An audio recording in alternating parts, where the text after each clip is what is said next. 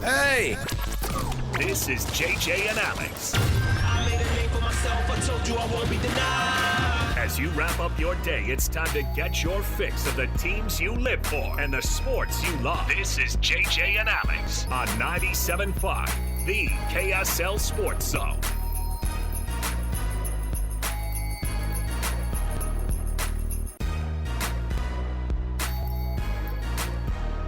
What is up, everybody? Thanks for being with us right here on 97.5, the KSL Sports Zone. Alex Kirry, Jeremiah Jensen. And we appreciate you being along for the ride as well. Happy Wednesday, JJ. Hey. Hump day. All right, settle down.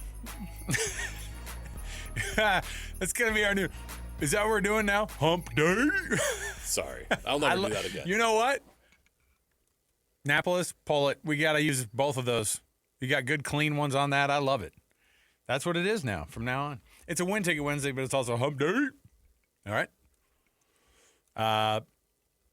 Hey, how was the NBA on NBC last night, my guy? Can we fire up some round ball rock while we talk about it? Hit it. I just thought, I need a little breakdown here while we get back into we put our 1997 hat back on. Here we go. Yeah. Felt right. Utah Jazz. Felt KSL. right. Love it. Yeah, it was great. You guys had the pregame show walking up to it. Yeah. And thanks to Will Hardy for sitting in. Ben Anderson. Kristen Peak. I'll tell great you. guests. And we had top 5 plays. It was hard to come up with the final list because the Jazz have had a lot of great plays. Thank you, Ace. You know Bailey. what? I was going to say, well, not just Ace. Think about how many wild dunks that Cody Williams. that Key has had this year, too. Like, that guy. Like, this Jazz team's fun. And you know what? They didn't win last night. No, they did not. But that Cody Williams dunk on the baseline, they were entertaining. They were really competitive in the first half. Obviously, it dropped off in the second. Lowry's not there yet. He's still got to come He's back not ready. from He's still got the flu lungs or whatever he had. Yeah. That was obvious. But, you know. Ace leading the team in scoring? I mean, come on, man. The team got 20 last night. Yeah. Didn't get any assists. I think he got 1 rebound. But he did score. Yeah. The Jazz are not embarrassing. They're a very entertaining, fun to watch team right now. And whether they win or lose, you come away entertained. And there were plenty of moments last night that were entertaining. The Clippers look like not just a team that's going to be in the play-in. That looks like a team that can win a playoff series. We know their talent. They have a lot of names. We know who they are. Yeah. And they've suddenly won, I think, 16 and 19 games. So it was good last night. It was it was good for the Jazz to get that kind of exposure. Can't tell you how thrilled we were to have the Jazz on KSL again for the first time in 24 years. How many more we have this year? None. Oh, gosh, really? But once the Jazz get better and they have some marquee players, which I think they're getting close to having that, especially if they have some luck in the lottery this summer, you're going to see the Jazz on TV a lot more nationally. So are there any other NBC NBA games then the rest of the year? Like that we're going to be that we have? It was just Yeah, did you not get the memo? No, I did, but I'm just saying, is it every Tuesday? Every Tuesday, NBA coast to coast, and guess what's starting? And they only give us one. Guess what's starting? We're like NBC's favorite sports market, man. During the Olympics. What's going on? Sunday night basketball. Look at that. The NBA on Sunday nights. Fire that round ball rock back up again. There we you go. Don't have to, Get him some different version. How about some the old Dave school Tesh? Come on. There we go. Oh yes. Dave Sunday Tesh. night basketball on NBC. Yeah. So the NBC's all in on the NBA again. I love it. Which is great. So you have the Tuesday night doubleheaders. Usually on KSL, we'll only take the first game and then the other one's on Peacock. Oh, I love it. Because it interrupts our 10 o'clock newscast. But there have been some, plenty of nights where we've had a doubleheader. And then on Sunday, you're going to get Sunday night basketball. This is also cool, and this is not a basketball story, but if you haven't heard, the NBC has picked up Major League Baseball starting this season. And once the NBA season is done, NBC and KSL will have Sunday Night Baseball. Remember how ESPN used to have it? Hey, fire up the baseball one. Do we have a baseball version? No, we don't. All right, we'll get back to it. Baseball doesn't have a song like that. It you needs one. Instantly recognize. Well, because NFL Films has. I mean, you hear NFL Films music, you're like, yeah. it's the NFL. Well, ESPN walked away from the from the Sunday Night Baseball. The Sunday Night Baseball music. Yeah, you know that song. Let's steal that. It's fine. They're not going to. They don't need it. Fox uses Round Ball Rock, so why not? Yeah. Fox uses Round Ball Rock for their college basketball. Okay, before we get into some college football talk for a second here, right up in front of our TV screen is Giannis. Yeah. And now the Bucks have made it known. They finally ripped that Band-Aid off and said, phone lines are open. I don't think phone lines are open. I don't think he's going to play another game in a Bucks uniform. We'll take that. We'll take your calls. Trade deadline's next week. So he has said, and does he have the final say as to where he ends up? Because could the Jazz make a run at this guy and force him to be here in Salt Lake City? Because he said he wanted to be like Miami, LA. It's so boring. He does not have a no trade clause, so he is not in control of where he goes. That's great. If you think that Danny and Austin can't put together something wild, why would the Jazz want to add Giannis to this roster? Because it's fun to pay a guy $80 million a year. Look how big time it is, man. Give me a logical reason outside of the fact that he's the Greek freak and one of the best players of this generation. Yeah, 2-time MVP, man. Build your team around him. Look, see if you can keep the group together. You get Giannis, Lowry, Key. Got yourself a stew. We need a nerd in here to explain to you how the collective bargaining agreement works. Hey, listen. Second apron for sure. But guess what? We don't have to follow the rules. Guess what? This is going to be fine. Give up Lowry, fine. And then what's he worth? 7, 10 first-round draft pick? I mean, now it gets astronomical how many first-round picks you give people. Yeah, you'd have to give them a lot. So, all right, fine. I'm sure the Bucks would. They got to rebuild if they move Giannis. Obviously, they'll get a lot of cap help, and I don't think I think they'd want expiring contracts too. So, would they take Lowry? I don't know. Yeah, no. I just was saying. Why I don't. I wanted to ask the question that I think a lot of kids. I think a lot of fans are like, we need a star. Go get Giannis. Yeah, that's a pie in the sky situation. I don't think. How old is Giannis? Do you know? 34? No, I'm just kidding. No, 31. Is he 31? Oh, yeah, he's in his 30s. I thought maybe he's 28. Ooh. 9-time All-Star. His salary. Oh, it's going to get wild these next couple of years. This season is 54. Next year it's 58, and then the final year of his contract is 62. And I'm sure if he's traded, I'm sure he's going to want an extension in place. Is Rudy Gobert getting paid more money than Giannis is? Not quite. Okay. No. But he's getting there though. No, I think Giannis is among the highest paid. Yeah, he's got to be right there. I don't think there's anybody. He's 62. Well, and the thing is, and he's going to be. You get Giannis on your roster too. You have to have 2 more Antetokounmpos. He's going to be almost 34 in that contract. By virtue of getting Giannis, you have to carry. You have to get the other 2 brothers. You have to carry a couple other That's Antetokounmpos. Yeah, it's like if you want to lock up. Prime, LeBron right now, you got to take Bronny. Oh, you got to take Bronny. They just deal. They just showed them showing up to their game tonight, and I thought that's a weird thing. I wonder if it's fun for them that they get to go on the road together, hang out a little bit.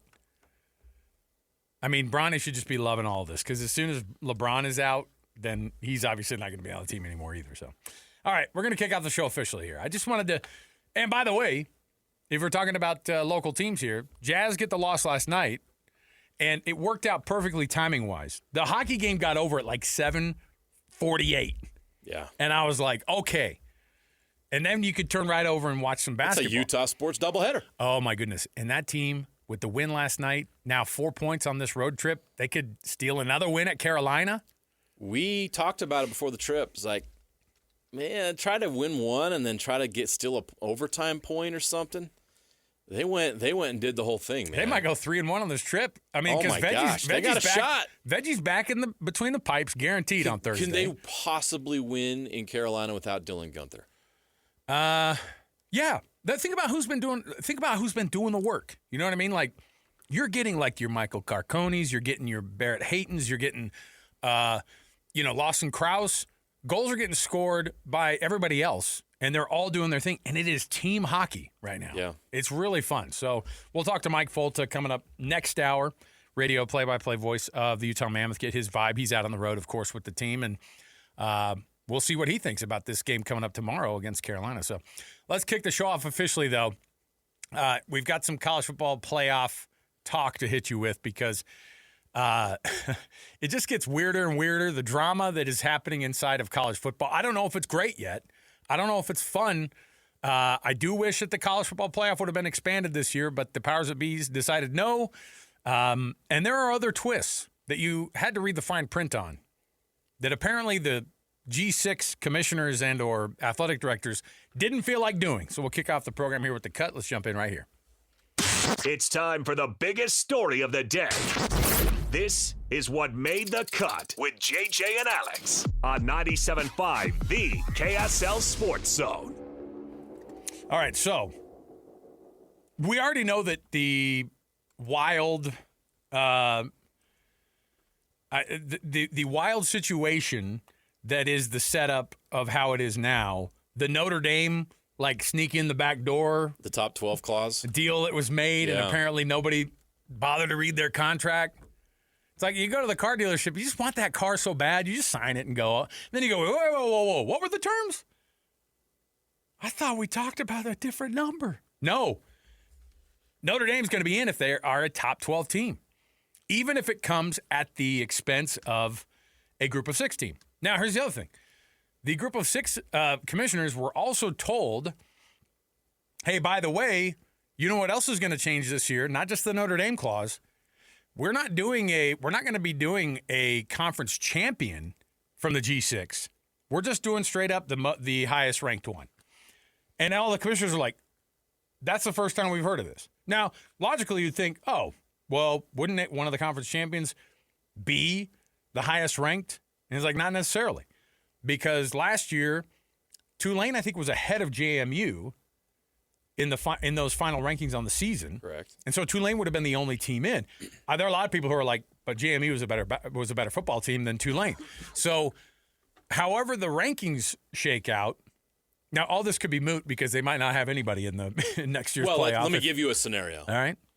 Let's say Boise State gets one of those teams they have every 3 or 4 years that's just stacked. And they take on Utah State in the Mountain West Championship game, and the Aggies pull off a stunner. Aggies take down undefeated and top 10 ranked Boise State. Right. Utah State wouldn't go to the playoff. Right. Boise State would. Because despite losing the championship game, they would be the highest ranked team in the college football playoff rankings. So the committee would take the highest ranked team, which would be Boise State, despite the fact that they didn't win their conference championship game. Now, there were people who lost in the conference championship game that still got into the playoff. Wasn't that Alabama's case? This only applies to the group of 6. Right, but I'm saying, like, we see this happen in other places where you go, Ohio State wasn't even in. A lot of them aren't even in it. Right. It's just like, hey, by virtue of being there. So Notre Dame, when they're top 12, which I think people are looking at it now, and they're giving them kind of they will be. I never know. Like, Notre Dame will surprise you and lose to. Well, with their schedule. Now, I give them credit. They've got Miami and BYU on the schedule this year. But other than that, meaning when you're playing Syracuse and Wake Forest and Army and Navy, no offense to those to the academies, Mike. But that's not Power 4. Did you just pull a? That's not Big 12, ACC, even Big 10 gauntlet, right? You know what I mean? You started making fun of the academies, and then you go, oh, but by the way, I had to pull back. Thank you for your service. Yeah. Yeah, but I get it. I mean, there's a reason that those guys are on the schedule every year, and it actually. There's no USC on Notre Dame's schedule. No USC, but I think you're actually getting them putting BYU on the schedule, having BYU in Provo. That's them saying, hey, we're going to push ourselves a little bit here. We don't like going to Provo. We don't like BYU. Here's how much we hate USC right now, though. We'll take BYU in Provo next year just to give the old middle finger to USC. Do you want me to read the Notre Dame schedule? Oh, it'll piss me off. But yes, let's go. So is this a schedule that is worthy of automatic top 12 inclusion in the college football playoff? Okay. Wisconsin in Green Bay at Lambeau Field. Wisconsin, Green Bay? Oh, I thought you meant they were playing. Not that Wisconsin. I thought you were saying they were playing.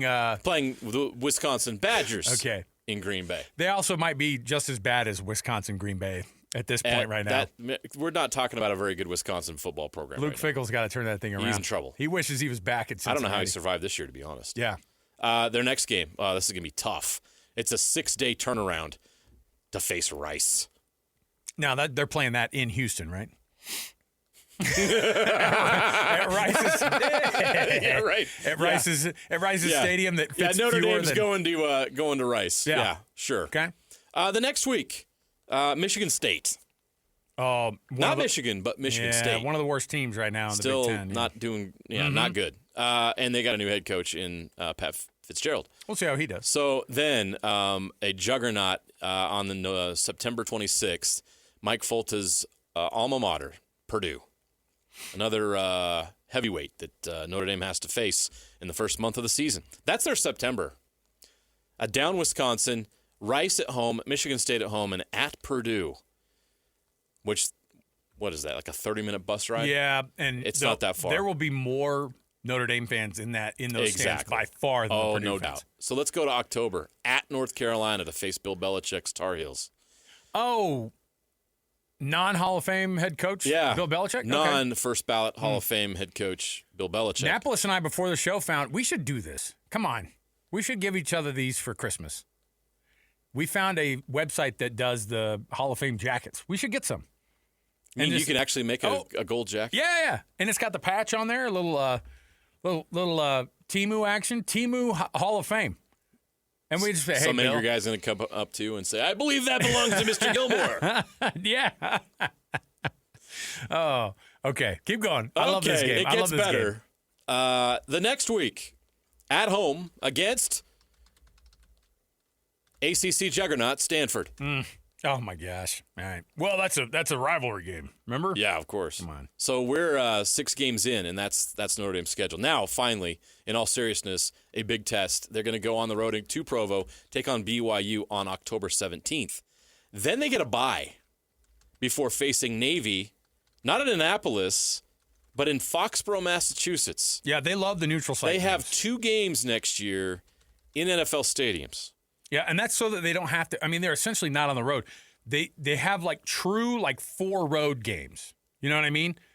And the other 8 are at home or they're neutral, and it's the same. Exactly. If it's a neutral site game, it's the same. It's their stadium because they know what they get when they show up. All the Notre Dame fans who travel. Yes. But fine. Okay. So the following week, at home against the Miami Hurricanes. So they get Miami in South Bend. The next week, Boston College, and then SMU, which actually I'll give them, that's obviously the ACC tie-in, but SMU is going to be pretty good next year, and then they finish the season at Syracuse. So basically they get a bye week on November 28th. Okay. So I think that, let's say this plays out the way we think it is. Every game, so they lose at BYU, which is very possible, and then Miami sneaks up on them, and they find a way to beat SMU in South Bend. That means Notre Dame's 10-2, and a 10-2 team is going to be in the top 12 of the college football playoff rankings. They will make sure it happens. And so their schedule is built for exactly what they're doing, and they knew they had to get. Now you're wondering why in the world would they make this effort to go get BYU, and why were they willing to play it on the road? Because I guarantee you, they looked at their schedule, and they're like, if we don't do something to make this look more difficult, we're going to get mocked like crazy when people find out about this top 12 inclusion. I don't think that they care. I honestly don't think they care. Like right now, they got hammered. But guess what? If you can pull it off to where you don't have to play tough teams, that's the name of the game. If you can get yourself to 12-0, and then you can almost just be like, well, schedule was what it was, then you move on. I mean, think about this. So out of all the power conferences, the Big Ten does not require a non-conference matchup, or they don't require a Power 4 non-conference matchup. They're not there yet. They don't. Indiana took full advantage of that. Give them credit. They're still doing it. So next year, why would they stop? So next year, Indiana, Nebraska, Penn State, and Washington, all in the Big Ten. None of them are playing a Power 4 opponent in their non-conference because they look and they go, "Well, we got these other 9 games we got to figure out." And my heavens, if you have the ability to be able to do it, and you're Indiana, and you've scheduled Colorado State, Howard, and Western Kentucky. That's their power. That's a gauntlet. That is their non-conference schedule. Hey, the Rams are coming. absolutely, yeah, sure. Jim Moore is going to get that thing right. It's absolutely wild. One of the weirdest coaching hires I've ever seen. All these guys know if you can get away with it, if you can skirt the rules a little bit, it's not even the rules.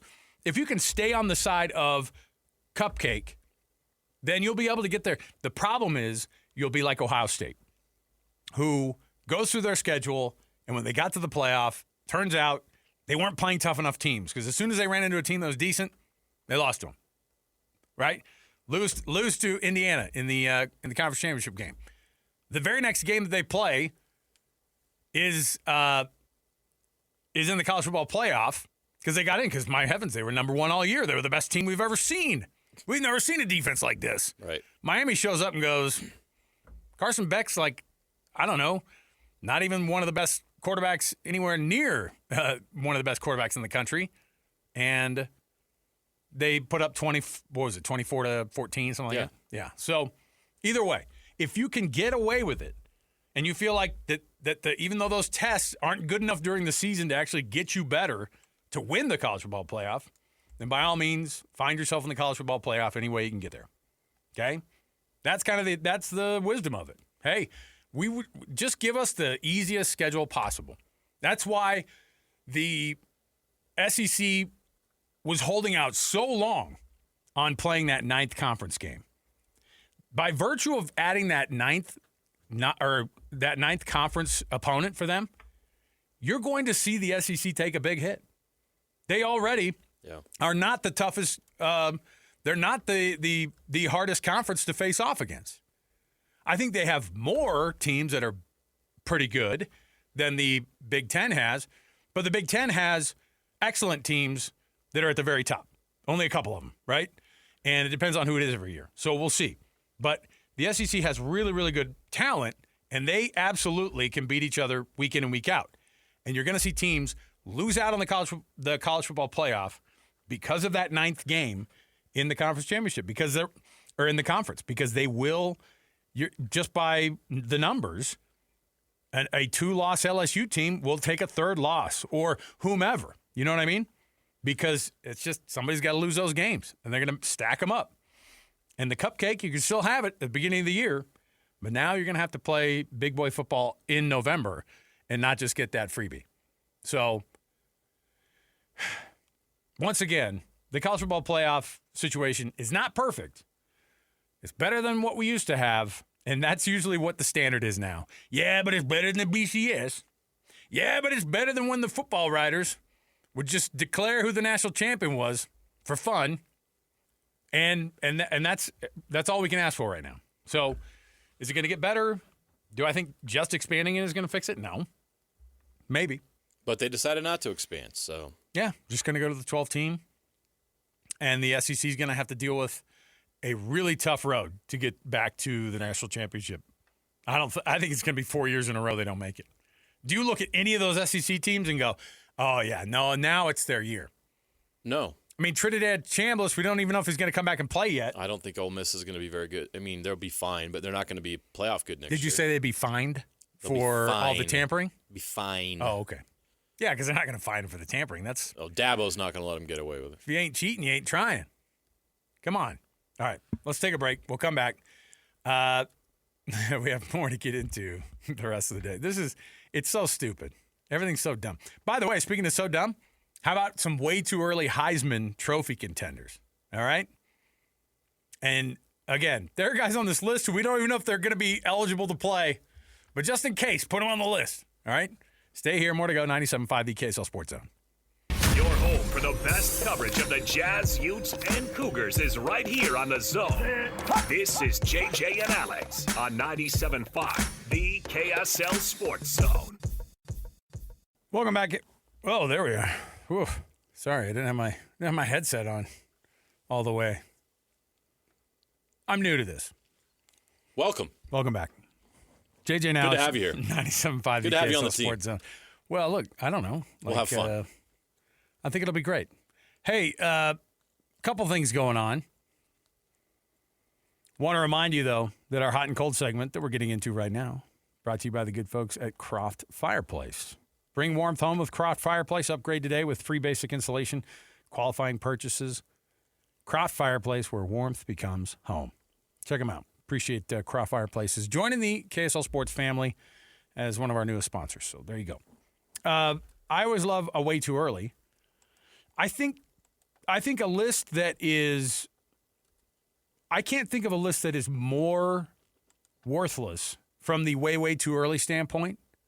When you do team rankings, at the very least you go, well, that makes sense because they're always in the top 5. You're going to see your Texases and your Notre Dames. Notre Dame's in the top 5 of everybody's way too early this year. Way too high, depending on – what have they done to be ranked the 5th team except for be called Notre Dame and everybody looking at them and going, their schedule's going to be easy. Like, they honestly got a boost in the preseason rankings based off of the fact that their schedule is as bad as it is. Yeah. So, and whether or not you want to say that the script writers are figuring this thing out, and if you start Notre Dame off at 5, remember they were like in that same range last year, 3 or 4. Feels like it, yeah. I mean, and then they go obviously 0-2, and they were like number 20. They stayed in the top 25. They were 0-2, and they were number 20 in the country. So it's wild to think of. But a way too early Heisman contender list, so worthless, which is why we're excited to bring it to you right now. So is there going to be somebody who launches themselves into the conversation and then ends up winning it? A Fernando Mendoza type for next year? Don't know. But when you look at some of the people who have the best odds, I love this because, again, we cannot get creative at all. We cannot think outside the box at all.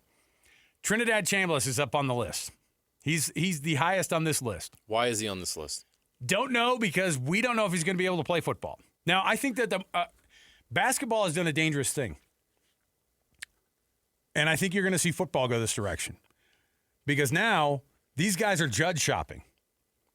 When you get a favorable judge who will hear your case and then issue a temporary restraining order, that's how far they're going.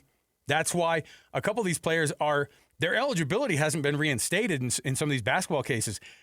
But a judge has issued a temporary restraining order against the NCAA from refusing to let them play. Yeah. And while we figure it out, you can play, right? I mean, and these players are like for Diego Pavia. Yeah, and but it was a little bit different because now they're just going to have somebody reviewing the case, and it's going to take long enough that you're going to have to go, all right, he's going to play. So Trinidad Chambliss coming back to Mississippi could be very well on the cards. And if that's the case, I think that they are probably right. That's the kind of guy who is going to be pretty high up on those Heisman lists. Now, Arch Manning. Has Arch done something that you look at and you go, this guy has launched himself into the stratosphere? Or if his name was Jackson Stewart, he wouldn't be on this list. Is Jackson Stewart like a made-up character for you? No shade to Jackson Stewart. You're fine. It's just, Okay. Arch Manning is in this position because of his name, and I hate that because I don't think he wants that. He didn't choose that. Right. He's already on. He was on last year's list. He was at the top of everybody's list this year. And it was too much, right. Too early. Yes. Agreed. So he's going to be a junior next year. He passed for 3,100 yards last year, which is not great, by the way. Yeah, he had a good season. Was he elite? No. He ran for 400 yards and 10 touchdowns. He had 26 touchdowns to 7 interceptions through the air. Had a massive game. He had that awesome game against Michigan in the Citrus Bowl where he ran for a couple scores. And he's dynamic. Like, what's crazy is the Mannings, you looked at them and you went, those guys have stones on their feet. But his dad's Cooper. And his dad was the fast guy on all the teams he was on. Yeah, he just had to end his career because of injury. Right. He was going to be a wideout at Ole Miss. So there you go. Now, this is where I think we get into it, and I think these are legitimate. Yes. Malachi Toney is as dynamic as a dude as you're going to see on the field. Maybe to only be surpassed by Jeremiah Smith at Ohio State. Like those two guys. I would put Smith's odds higher. I would too. And I think that Smith didn't have the season, which is crazy to say. He caught 87 passes for 1,243 yards and 12 touchdowns in 2025. And I think he probably felt like he could have done more. Oh, I'm sure that he felt that way. That's insane to me, but that's how good he is. Well, yeah, I mean, look, they've had pass before it, that year they went to the Rose Bowl when Chris Olave and Garrett Wilson, those were their two superstars. Yeah. And then you had these no-name guys coming in, Jackson Smith-Njigba and Marvin Harrison Jr. It's crazy to look back on that Rose Bowl. The Utes were trying to defend the best receiver on the planet with a running back. We know what Jackson Smith-Njigba does now. He's the best receiver in the NFL, and it's just funny looking back on that game. It is. Because it was pretty obvious how great he was in that game. Well, by the way, Chris Olave and Garrett Wilson are having pretty good careers themselves. They're just on crap teams. Yeah. And so that's also part of the deal. Either way, I think Malachi Toney and Jeremiah Smith are two guys who have to be on this list. They're the first two that I looked at and went, yeah. Yes. But we don't love handing out the Heisman to wide receivers, by the way. It takes a lot to be able to be a wide receiver and to get that thing. Now, this was an interesting one. Josh Hoover, the transfer to Indiana out of TCU. He has thrown in his career in college almost 10,000 yards, 71 touchdowns, 33 interceptions. And he's coming back for another year, and he is going to be, I think he's going to be exceptional at Indiana. Because he keeps having good years. Despite the fact that his team is, TCU's won 9 games the last 2 seasons, and we've forgotten about them. Like, it just is weird that they fly under the radar. They haven't matched the standard that they set 4 years ago when they made the national championship. So I'm actually on board with this one because we've seen this guy play. We know he's talented. Yeah. We raved about him on the show. You heard us last year before the season. And when you walk into a good team, then that's half the battle. It really is. Like, ask Will Howard. Was Fernando Mendoza the best quarterback in the country at Cal?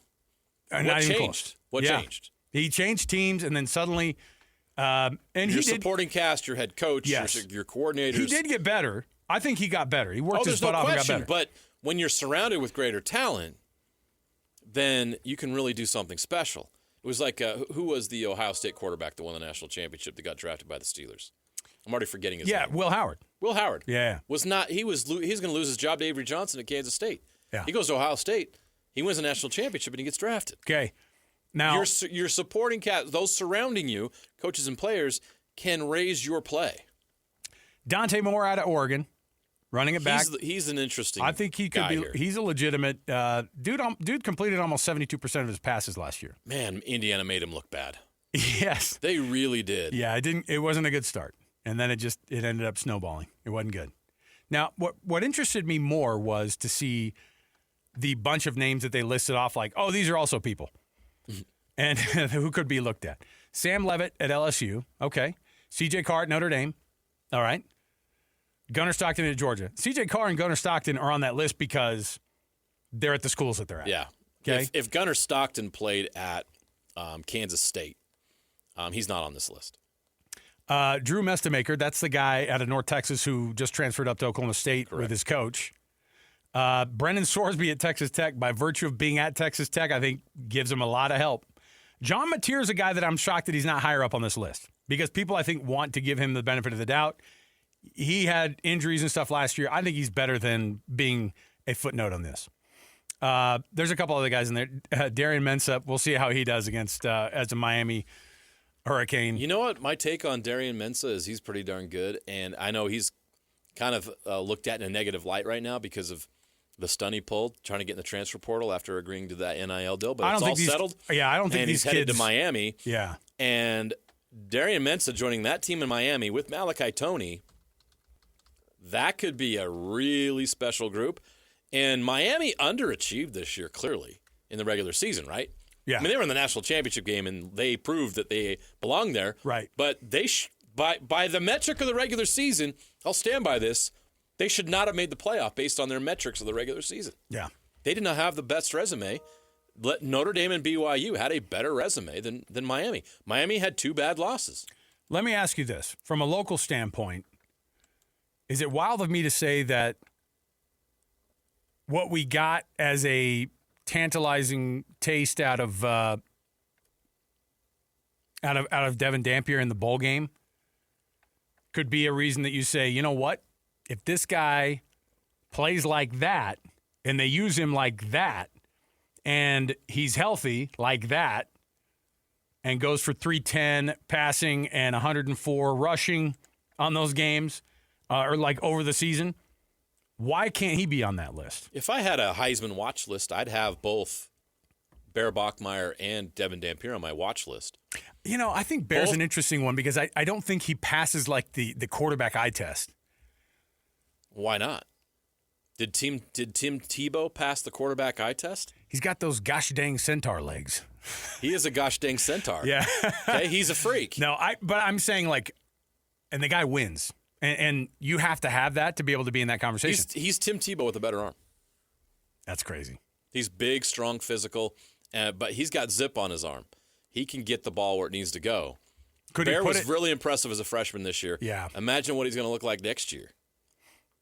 Yeah, I just think that what you need is some crazy numbers, and Devin Dampier could deliver that every game. Oh, for sure, and they're going to lean on him. And I'm hoping that's the case. And by the way, if they're a 10-win team or 11-win team going into the last numbers are not enough. You got to be. You've got to win big. Yeah, you got to win big. Fernando Mendoza went 16-0 this year. You got to win big. There was a lot of people, and I had people arguing with me. He shouldn't have won the Heisman. Oh yeah. Do you think that if they were 10-3 and lost in the first round of the college football playoff, that he would have won the Heisman? No, because I think he won the Heisman based on his Big Ten championship game performance. Which is not supposed to go into account. He was going right? ahead. No, absolutely. Oh, okay. That was the last. It's the regular season, so the championship games. Those count. Right after the championship games is when you submit your ballot. Yeah. So him going head to head against another finalist and Julian Sayin broke any ties. Okay. Yeah, but again, Julian Sayin I don't think should have been even close on that list. Statistically, I mean, he was really impressive. Yeah. The issue was Julian Sayin wasn't even the best player on his own team. Yeah. No, that's exactly right. Okay. I'd vote for Jeremiah Smith ahead of Julian Sayin. Let's take a break. We'll come back. We've got more around the corner. I got a would you rather that you don't want to miss, and then Mike Folta, radio play-by-play voice of the Utah Mammoth, going to join us on the program after a nice win for the Mammoth last night in Florida. That very game last year ended in a loss. What changed from this year or from last year to this year? Is it just because the Stanley Cup champions aren't looking like Stanley Cup champions right now? Or is it because this Mammoth team has gotten that much better year over year? We'll talk about it next. More to go. 97.5 the KSL Sports Zone. Listen, everybody. Real-life hypotheticals to get your brain churning. As JJ and Alex ask, would you rather?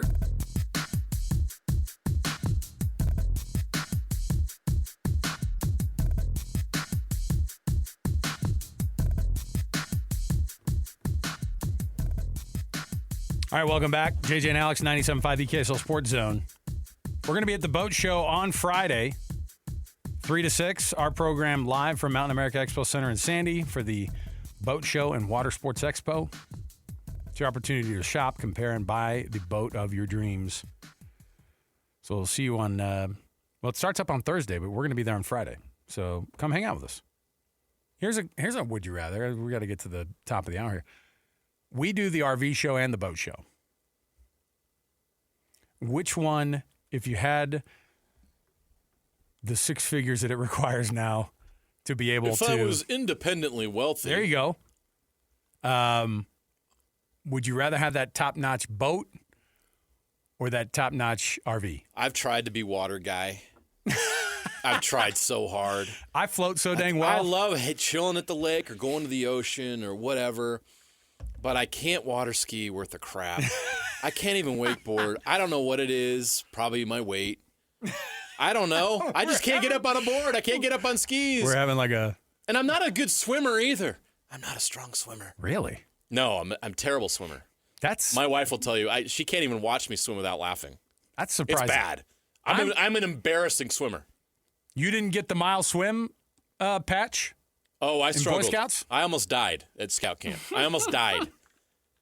Almost died. So, obviously, my choice would have to be an RV because I love Because you know how to drive. You know how to drive. Oh, my gosh. So, my dream is to someday retire, get an RV, and go to every Major League Baseball stadium in the country. I also have a dream of taking RVs to every national park that would be cool. In North America. You're going to be that guy that I'm on the freeway behind, and it's got the. That's me. You have the filled in, the states that have The filled-in colors. That's where you guys I would have totally been. love to do that. Jenny's over on the side. Yeah, she would hate that. She's knitting, on the way to the next. She'd be scrolling on Instagram. Reels.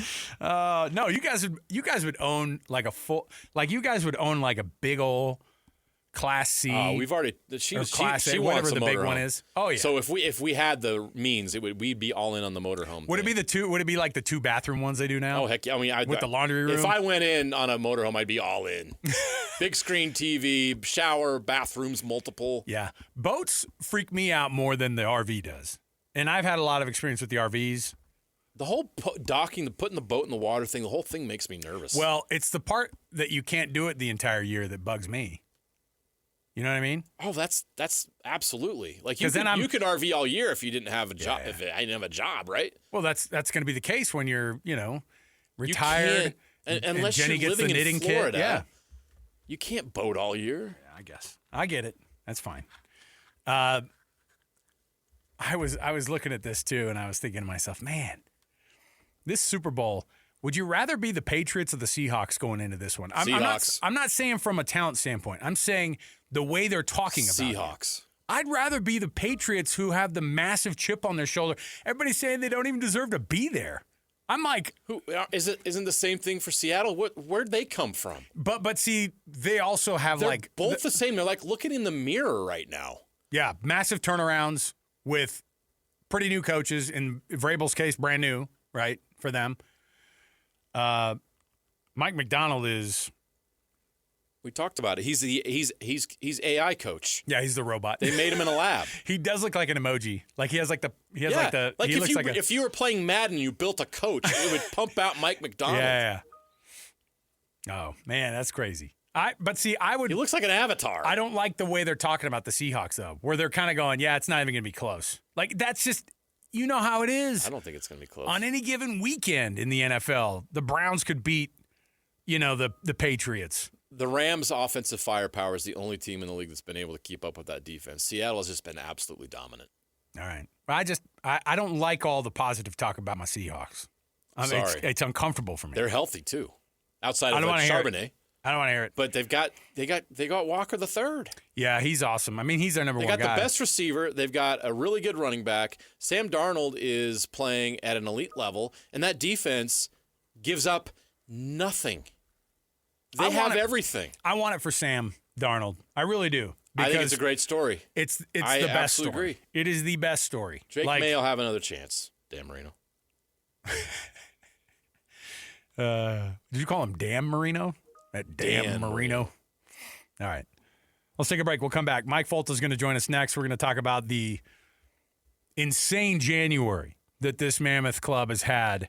Last night with the win in Florida, coming back after that loss the night before in Tampa, on a back-to-back with your backup goalie, just so happened to be his old team. It was awesome to watch, and, man, they hung on. It was nerve-wracking there at the end. But we'll talk to Mike about it, see where they're at here as they head into Carolina tomorrow night. More to go around the corner, 97.5, the KSL Sports Zone. The exclusive home of the Utah Mammoth is on 97.5, the KSL Sports Zone. Look out. It's a shorthanded breakaway. Schmaltz in the clear. Dangles and scores. Nick Schmaltz with a shorthanded beauty. And it's 1-0. Now Yamamoto with a burst of speed ahead along with Carcone. Carcone centers. Back door. Dursey right in front. They score. Utah gets it right back, and it's Sean Dursey who finds the back of the net. Mammoth steal a puck at the blue line. They skate ahead. Barrett Hayton at the empty net scores. Barrett Hayton scores the empty netter for the Mammoth with just under a minute left in the third period after Utah broke up a play at its own blue line. You're locked into JJ and Alex on 97.5, the KSL Sports Zone.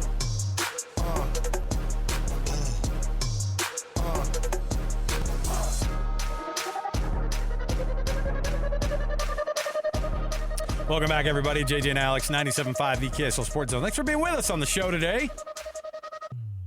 Man, this Mammoth team is having a January.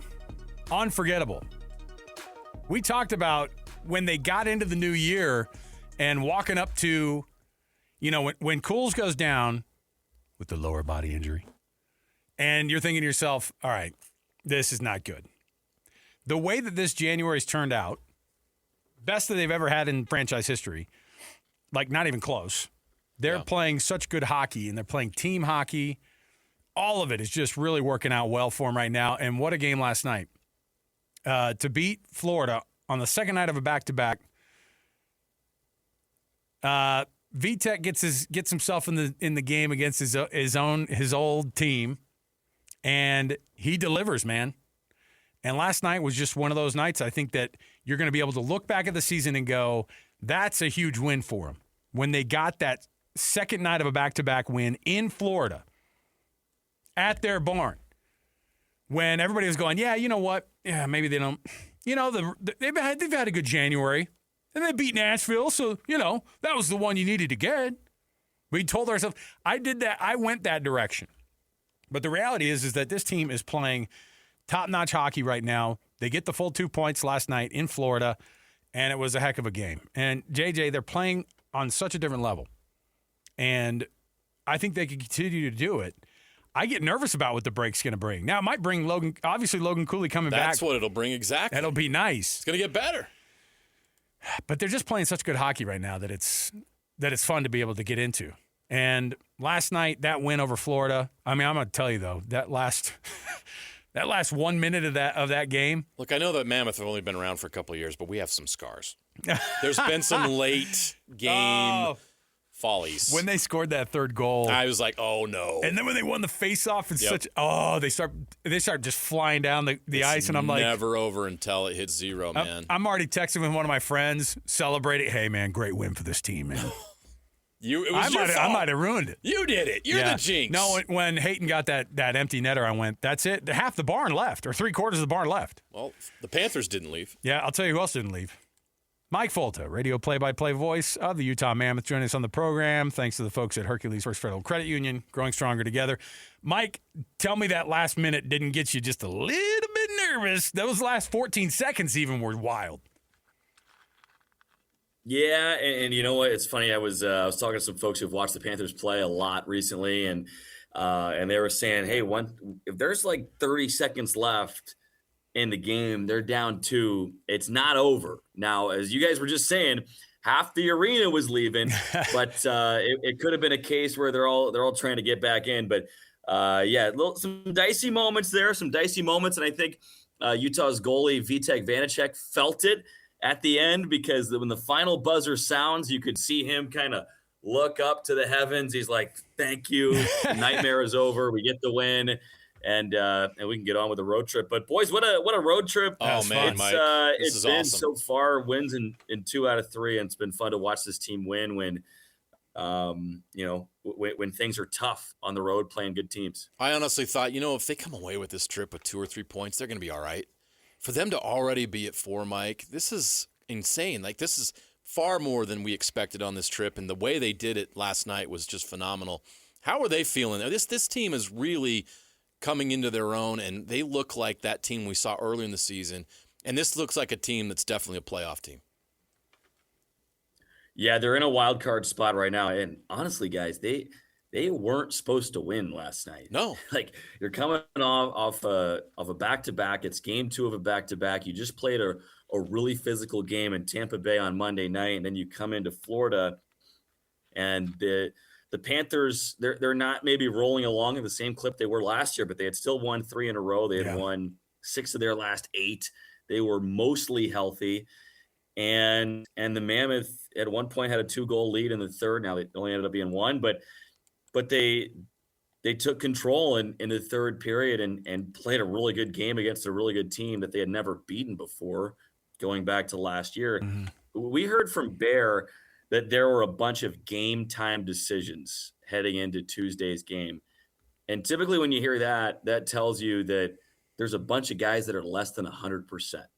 And if they do play, they're playing through a little bit of something, right? And not here to speculate on who was playing through what, but you have to know that there were a few Mammoth players that were playing less than 100% against a really good team and still got it done. I was at that barn last year for this very game. It was around this time of the year. They had that same double dip. Yes. They lost 8-0 last year at Tampa, and then they go into Florida, same type of situation. And we went to that game, and I was like, all right, I don't know if they're going to get much out of this thing.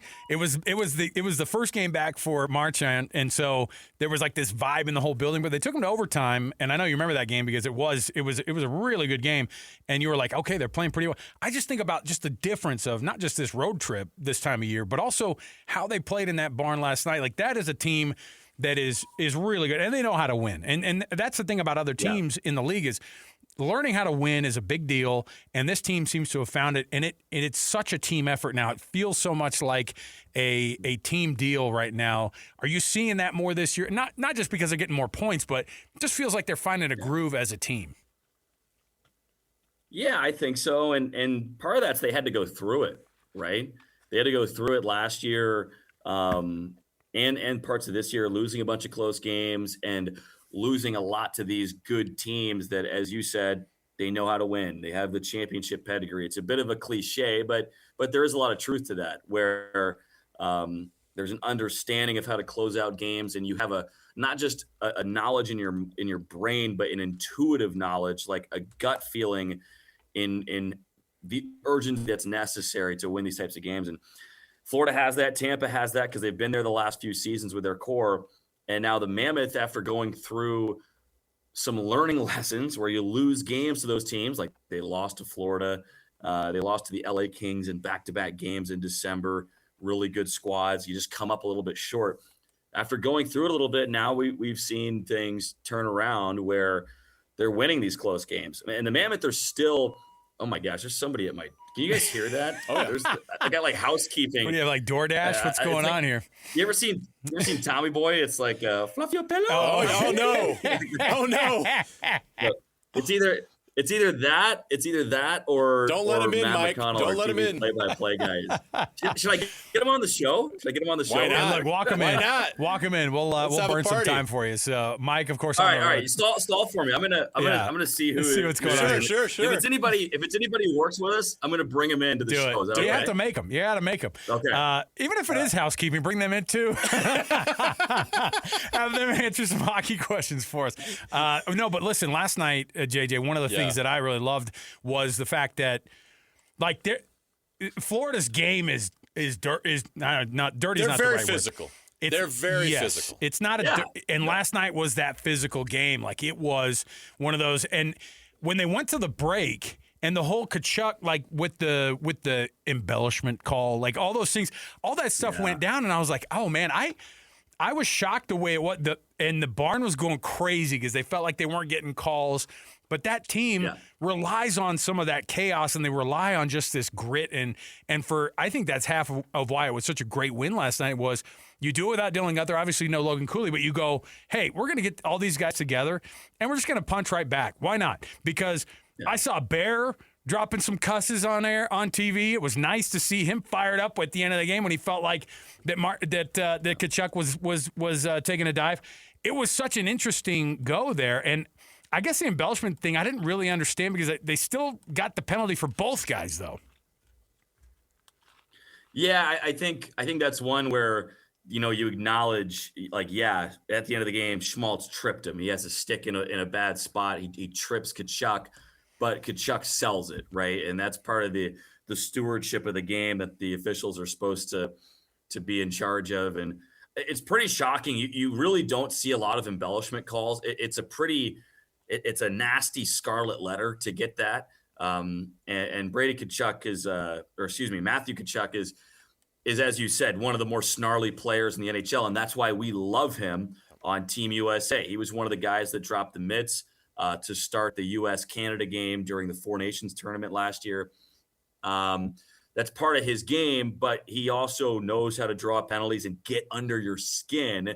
That time he just went a little too far, and we saw a rare occasion where you get two embellishment penalties in one game. You usually don't see it much at all. I mean, it's hard to sell that stuff in hockey, right? You're moving so fast, and it's just not ingrained in a lot of hockey players. DNA. You hear a lot of times from youth coaches, from high school coaches, or hockey dads, if you're laying on the ice, your leg better be broken. Like if you're laying on the Right. ice, it better be because we have to come get you. And so that's really a part of hockey culture where, if you're down in pain or if you fall down, it's because someone made you fall down, right?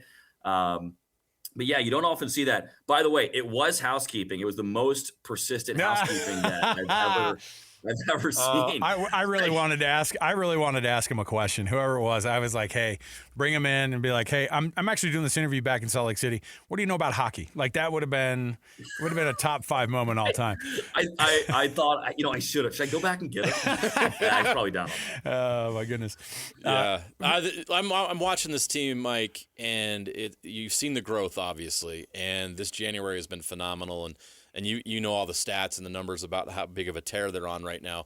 But another observation I have is this team is really good in the third period. They're finishing games. They finished last night, right? That's a game in the past that maybe would have got away from them, but instead they finished.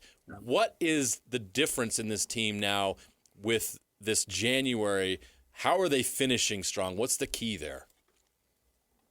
Yeah, and this is, I should have brought this up talking to Alex's point earlier about learning how to win, but this team, as you said, JJ, really good in the third period. Guys, get this. They've allowed, it's one even strength goal. They've allowed one even strength goal in the third period throughout the month of January. That's 12 games, wow. I believe, 12 or 13 games, and they've allowed just one goal. And so I think part of it is they've been playing with leads, right? They've been playing from ahead. I think defensively, this team has found a way to use its team speed in the defensive side. When you think of a fast hockey team, a lot of times you think, okay, they're going to be good off the rush. It's going to be a laser light show. They're going to be scoring a lot of goals. That can be true with the Mammoth at times, but I think what Andre Attorney has got this group to do is defend with their speed and use your speed to take away time and space. This team has been really structured, and you've got, I think, really all 6 defensemen that have been in the lineup playing defense first hockey. Like nobody's really taken a lot of crazy risks, and you have multiple pairs that you can trust in high leverage situations, right? It's kind of like having in basketball a secondary ball handler, right? When it's late game scenarios, it's nice to have 2 guys who can handle the ball. You can run more plays. The Mammoth kind of have that defensively where they've got their top defense pair of Mikhail Sergachev and Sean Dursey. We know that those guys are kind of the 2 most dynamic. But then you have John Marino and Nate Schmidt, who are playing the best hockey. I'll say John Marino's playing the best hockey of his career, and it's a really good marriage between those 2. They complement each other really well, and they move the puck really well. That's an important part of the defensive game, being able to move the puck out of your own zone up the ice in a way where you can now get the puck in deep to the other zone. And then the third pair, Ian Cole, been in the league, 16 years now, I think, a veteran defenseman, a defense-first, stay-at-home stalwart, and Nick DeSimone, who also has that puck-moving ability. He's always described as very predictable in a good way. Like when it's on his stick, you know where it's going immediately, which is good. You need to be predictable for your teammates. But between those 3 pairs, guys, they've been really good, and you have to bring up goaltending. As well. Vitek Vanacek was really good against Florida last night, or getting his first win since October. Yeah, he had kind of not had a lot of run support. It was like Paul Skeens and the Pirates. He gets put in tough spots, Mike. He has been, yeah. It's kind of not fair, right? The way we judge him, because he's always put in tough spots. Yeah, we've played 8 back-to-backs now, and he has started the second game of a back-to-back on all of those, which makes up like 70% of his starts, I believe, this year around or in that neighborhood. Yes, you're absolutely right, JJ. Like he is getting put in, tough spots, and that's kind of the job as a number 2 goaltender. A lot of times, like go out there, just give us a chance. And he's done that a few times. Hadn't earned the wins because the team didn't score, but now he got the run support and he played well last night. But have to bring up Veggie too. He's been the league leader in wins for the last couple of years. And he's been one of the league's best goaltenders. Forget about the wins category. He's been one of the best goaltenders ever since he got pulled back in early December. So the road trip continues, heading to Carolina, who has had a really good year so far, and they've been kind of toggling back and forth with Tampa at the top of that Atlantic Division. And this is a really good hockey team. It's at their place. Veggie will, I'm assuming, be back between the pipes, and this team has another opportunity to do something real special here. How do they beat the Carolina Hurricanes at their place? Well, I mean, if we follow the blueprint from last year, it's going to mean 49 saves for Karel Vejmelka and the birth of a legend, because that's what we had when the Mammoth beat the Hurricanes last year at the Delta Center. If you guys remember, that was in November, and it's kind of the birth of the Veggie legend, kind of the birth of his stardom in Salt Lake City. Put on the best goaltending performance of the year in the National Hockey League, and that was what it took. Hurricanes, he's probably going to be, assuming he does start, which we do think he's going to, he's probably going to be peppered again tomorrow night. This is a Hurricanes team that, a lot like Florida, applies constant pressure for 60 minutes. It's like playing against a full court press all throughout the game. And they have the second most shots on goal per game, the Hurricanes. So they shoot the puck a ton. They try and create broken plays as opposed to holding on to pucks and trying to, be creative, make the perfect tic-tac-toe passing play. And then defensively, they're really good as well. They allow the fewest shots in the NHL. So they don't allow a lot of scoring chances, and they create a lot of chaos in the offensive zone. So it's going to have to be a really good goaltending performance from whoever's in net. We assume it's going to be Veggie. Last time we were at this building in Raleigh, it was a 7-3 loss for this team. That was right before the Four Nations break last year. So it's a tough matchup for sure. You've already done really well on the road trip, but it's time to get greedy. I was going to say real quick, just as a follow-up, I just saw they're going to be wearing their Whalers gear. Oh, yeah, old school. The Hartford, the whale. Come on, that's a Mallrats reference there for you. No, but listen, that was this is a huge time, and I think that people will go, yeah, but they've done great on the road. You just got to go 500 on the road. We've talked to Bear enough times throughout the last couple of years that, there's no version of these guys showing up halfway. And when these guys show up to these games, and they are not 100%, which is what I feel like hockey would be every night, but especially on a back-to-back, you get these guys in there, they have nothing but they just are going to go out there and fire it off there. And so they've flipped the script on a lot of these teams they've lost to over the last couple of years, and they've been stealing a couple away from them. So that could be the case in Raleigh tomorrow night. So that's what we're looking for, is just like, what can you do to flip the script from last year's games when you were on this road trip and it was a struggle. So that I'm looking forward to, at least as they get ready to go back out on the road, or as you guys head to Carolina. Are you already in Carolina then? Is that what's going on? Do you guys go right there after the games?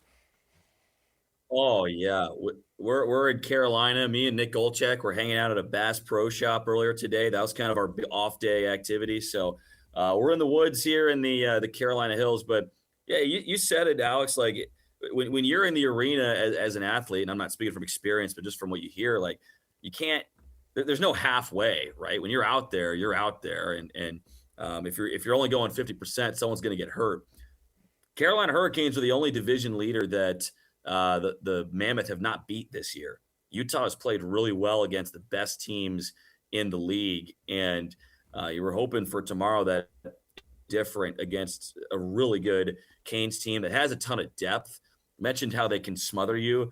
They have 9 guys with 10 or more goals. That's the most in the NHL. So they have a really even dispersion of scoring. So I really thought it was a scheduled loss last night, and the team surprised me. I wouldn't be surprised if they play really well again tomorrow. So not sure on Dylan Guenther's status. He missed last game with a lower body injury, so hopefully we get him back relatively soon. But yeah, here's the other thing, guys, too. Look at the standings. The Mammoth are in their best stretch of hockey right now. They're in the first wild card spot, but they're only a game and a half up on the teams behind them. Yeah. Like everyone else is winning in the Western Conference. And so there's not a lot of room for error, even though the Mammoth are playing really well and there's a lot to celebrate. You have to keep going because everybody else is staying in the mix, and all these other teams, San Jose, Los Angeles, Seattle, they're they're a game and a half behind you, so they're right in the mix as well. We can't let you go without a Purdue basketball update. Oh, How are the Boilermakers Stop doing? it. Stop it. On the night when Kurt Cignetti got into the assembly hall and also rubbed it in their face that they won the national championship. I have nothing. I have nothing as a Purdue basketball fan. This is why I drive to Logan to watch the Aggies. This is why. Closet Aggie fan now. Oh yeah, the Aggies, baby, Aggies all the way. That's my Utah hoops team until further notice. Unless anybody wants to make a donation and swing me in the transfer portal. But God, we have nothing as Purdue fan. Like if you know a Purdue fan, give them a hug today because this is as bad as it gets. The Hoosiers, the IU Hoosiers are national champions in football. And they just beat us in basketball when we're supposed to be better, right? And they're smearing our face in it right now. Well, I think they got a lot of juice last night, knowing that the entire football team was there to do that little celebration at halftime. It was all planned out. They did it this game for a reason. They waited on the Boilermakers to show up. That's how they do it. It's just like the quiet trash talk where they go, "Oh, sorry, we have this. We're gonna have to extend halftime by a couple minutes. We're just doing a little ceremony here in the middle if you guys want to wait a couple minutes in the locker room." So, yeah, it was a rough one for you guys. But I'm sure it'll be back on track. So, Mike Folta's got the call tomorrow night, of course, on the radio. I'm hoping. If I'm Matt Painter, guys, real quick, I'm lining everybody up on the baseline tomorrow or today at practice. Hey, start on the baseline. Gassers. And I've got the whistle, her Brooks style, again. Oh. It's not good. Mike, good luck on the call tomorrow night, and we're looking forward to it, seeing what the follow-up is to this win last night. And safe travels back, man. Thanks, guys. There you go. Mike Folta. Let's take a break.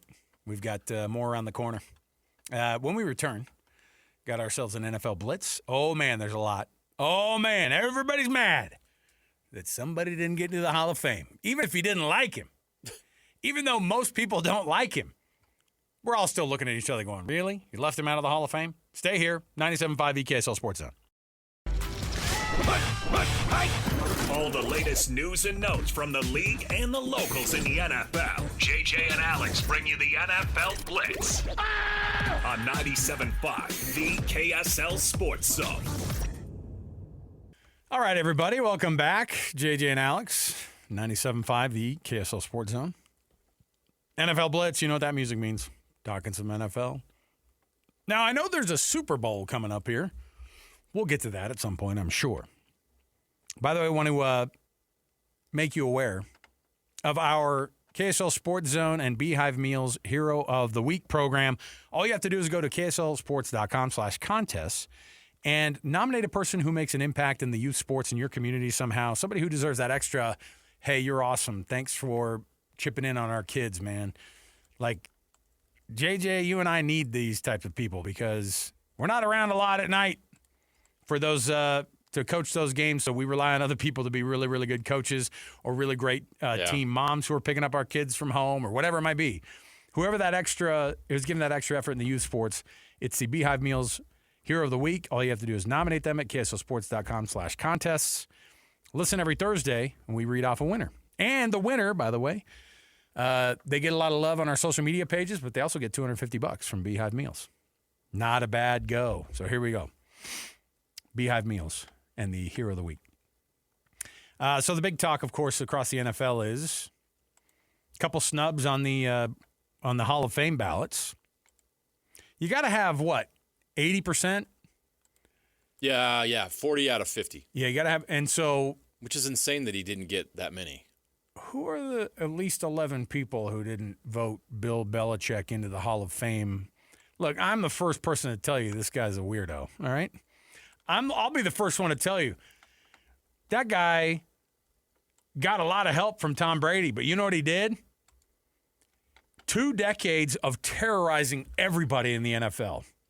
Not just in the AFC East, that he dominated for years, but the biggest and best dynasty in football that we've ever seen, hands down. Better than the Steelers, better than the 49ers. Look, the numbers tell the story. whatever it was, camcorder gate or whatever they're calling it with Spygate, all that stuff. All that stuff comes back to Bill Belichick and Why bites do him. we call everything that's a scandal a gate? Why do we do that? we got to get past Can that. we stop that? That doesn't make any sense. Well, my kids start asking about, I know what Watergate was, but we don't have to call everything gate because of it. My kids start asking about Watergate, and I'm like, yeah. I mean, What's why the is name of the everything gate? building where the burglary happened? We don't have to call everything gate because of that. Yeah, but dumb. Now it's the true mark of a scandal if you could put the word gate on it. Anyway, So dumb. Bill Belichick does not get in. Everybody goes off, including Tom Brady, including I saw J.J. Watt, who didn't particularly like Bill Belichick because he kept him out of going a lot further than he could have. But you respect what he did. But you go, what are we doing? And you said it, I think, perfectly earlier, and that was the NFL looks bad when you can't get something like that is that easy right. Yeah. And I guess it's not the NFL. It's not the Hall of Fame is not an NFL property. But what it is I think a lot of people looking and going, the NFL and professional football, if you're not putting that guy in, then who gets in? You know what I mean? Eli Manning didn't get elected to the Hall of Fame for the second year in a row. How many years? Well, it's debatable. I know that one's a little bit more debatable. He won two Super Bowls, but his numbers are pedestrian. Yeah, but that's Super Bowl... debatable. I think he's going to get it eventually, but it's debatable. Bill Belichick's numbers aren't debatable. There's nobody that touches it. It's like Joe Montana should have had to sit out a year because he didn't finish his career with the 49ers. Isn't that dumb? Yeah. That would make no sense, but what else would you knock him on? He was, at the time, when Joe Montana retired, he was the greatest quarterback in NFL history. Yes, he was. Growing up, I was like, it will never get better than this guy. He's Michael Jordan. You know what I mean? Like, yeah. Joe Montana was synonymous with the best. And now, of course. So you're taking the Joe Montana of coaches and saying, you're going to have to wait a year because you cheated. I just, I don't like Bill Belichick at all. You got to put that guy in the Hall of Fame. Whoever these writers are and whatever the weird, chuckle that they get out of going, I'm standing on principles here. It's like, get out of here, dude. We don't need you you don't need to vote anymore because you're making yourself look like a clown. This is not an indictment on Bill Belichick, by the way, at all. It's an indictment on the idiots who made all the votes. You're not a voter, are you, JJ? Not in that list. Oof. Napolis, you're not a voter, are you? Okay. I threw around the word idiots very loosely. So sorry. You throw that word around when we're not on air pretty loosely.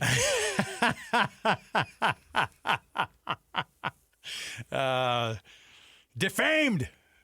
All right, listen.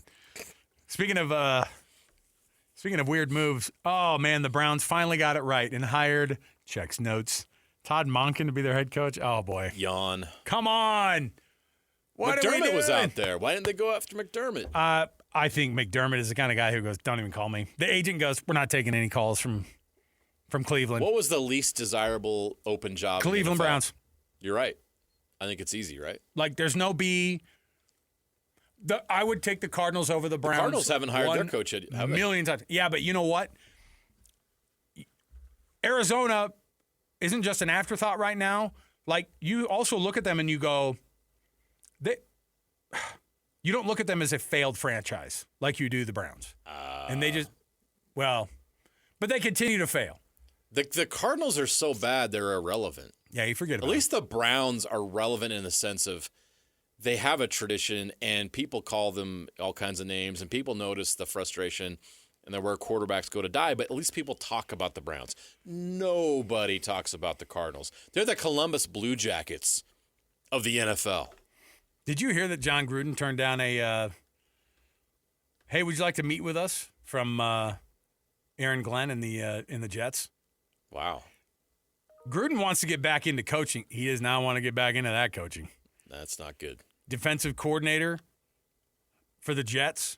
And by the way, the head coach is a defensive guy and probably is going to have his nose in everything anyway. Because it looks like, because they're hiring Brian Duker, but here's the deal. Aaron Glenn's still going to call the defense. John Gruden made the right call. Not just because the Jets are a mess, but because he'd have to be sharing play calling duties, and he's the smartest defensive mind in the room typically, and that would be hard for him. Joe Brady, by the way, he ended up getting that deal, being the Bills head coach now, being elevated I from get the it. offensive coordinator spot. You want to keep Josh Allen happy, and we'll see if it works. It is a little bit of a risk. Somebody like Joe Brady, who's been a coordinator, he's been a great coordinator. I think that was more about keeping Josh Allen happy. Did you see that Bo Nix, according to Sean Payton, has a, quote, ankle condition that made this injury inevitable? You don't want to roll out Yeah, I saw that. Bo Nix has weak ankles. Yeah, he's got the opposite of cankles or what? I don't know what it is, but apparently Are they born fused together? I don't understand. You don't need to reveal that, by the way. It just makes it sound like he's broken, and we don't want to get into it. We're just like, yeah, it was a matter of when it was going to happen. Bo Nix has an ankle condition. I know. Please, the words ankle condition should not be brought up at any press conference. What was found was a condition that was predisposed. Also, he has a congenital ankle issue. Is he having a hard time getting medical insurance because of his pre-existing condition? They're like, we saw in your file you've got those bad ankles. We're not going to be able to insure you. I'm sorry. Well, it makes it sound like they're just going to keep breaking. That's what it makes it sound like. Anyway, so there you go. That's not good. Things are going, oh, you know what? The Cardinals are in a bad spot. They asked Ron Rivera if he wanted to interview. Isn't he GMing like the Cow Bears? Yeah. Why do they keep wanting to retread these guys that failed? I don't know. He's had plenty of opportunities that never worked out. Had a good run at Carolina. Yeah. Well, I've got a top 10 coming up here right after the break, and we'll come back. And by the way, top of the hour, I want to remind you, the exclusive sit-down with Will Hardy that our own Jeremiah Jensen had, we're going to play that interview for you in its entirety. So you're going to get the full Will Hardy treatment coming up in the 5 o'clock hour. And it's just, I haven't heard any of it except for a chunk when I tuned in last night during one of the intermissions. I was able to catch like the last 4 or 5 minutes, and it was 4 or 5 minutes, but the last little bit of it. And I was like, man, this is going to be good. So I get to hear the bulk of it along with the rest of you. So Will Hardy, that exclusive interview coming up at the 5 o'clock hour. But our top 10's next. So stay here, dialed in, 97.5 the KSL Sports Zone. Accessing. When TV and radio collide. Love it. Wow. This is what you get. You're listening to JJ and Alex. Don't touch that dial. On 97.5, the KSL Sports Zone. Okay, welcome back. JJ and Alex, 97.5 the KSL Sports Zone. Guess what you have? It's a Win Ticket Wednesday. You know why, JJ? A pre-top 10 quiz, a little warm-up there. Okay. Why are we giving out tickets on a Wednesday? Why? It's a Win Ticket Wednesday. That was the easiest question I've ever asked you. I should listen to the show more. Hey, that means right now, well, you're ineligible to win any contest here. So that's why you always kind of just turn it off. And it's not soft rock. It's not yacht rock. So obviously you're definitely going to tune out. Caller number 12 right now on a Win Ticket Wednesday is going to win a 4-pack of tickets to the Pro Bowl Riders at the Delta Center on February 6th. Yes. Those are awesome to watch, by the way. Tickets available, SeatGeek.com, or you can get your tickets right now being caller number 12. 801-575-ZONE, 801-575-9663. And there you go. It's a Win Ticket Wednesday. And then tomorrow we're going to roll out, well, tomorrow or Friday. I can't remember when we usually do it. We roll out next week's giveaway as well. Just keeps getting better. Hey, I got a top 10 for you, JJ. You ready? Yeah, let's go. Annapolis, you going to be involved in this? Depends on the theme. He's answering the phones. Oh, he did this. He does this every time. He did this point at the phones thing and go, I can't right now. Sorry. All right, but at least start the clock up on your mark. Wait, no, we don't even have the theme for you. Yeah, you didn't even tell me what we're doing. Just you have to guess. That's part of the deal. Start throwing out random things. Just stay a name. Cleveland Cavaliers. All right, so New England Patriots. I've got in front of me, with all of the movings around in college football, I have in front of me the new top 10 highest paid coaches in all of college football. College football, okay. Bonus if you can get even some of the numbers. Don't waste time on it. I'm not going to go numbers, so I'm going to try coaches. All right. So, on your mark, get set, go. Curt Cignetti. Ding. Lincoln Riley. Ding. Dabo Swinney. Ding. Okay. Mike Norvell. No. Okay. My brain is not doing well. Kirby Smart. Ding. Okay.